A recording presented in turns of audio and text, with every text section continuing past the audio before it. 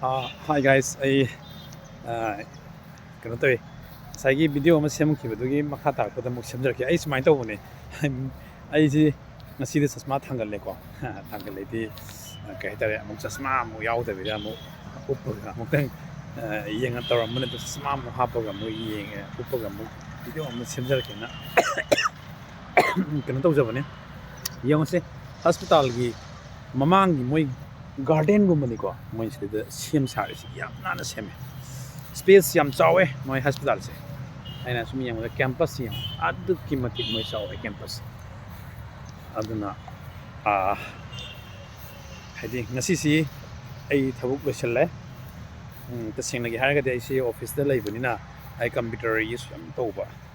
computer use yam toba da mitsi khar nuai ta ba yorok pasu ya haina ina hafet yang thopa lakpane Data doctor ne nang computer use yam sinatara gadi di akogi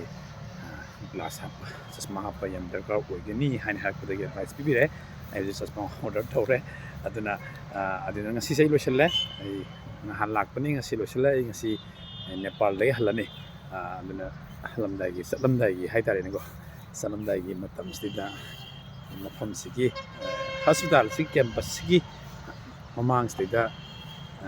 video nam hoge na sangla nam jawani haidi ningsing na ba haitare ni masiko ko memory oina ningsing na bida makta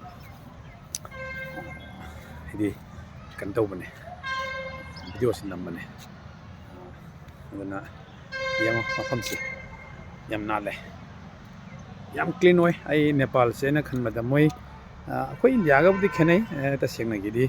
develop ti am khenai ko adoi tar ga se moi gi mi si ai ni yeng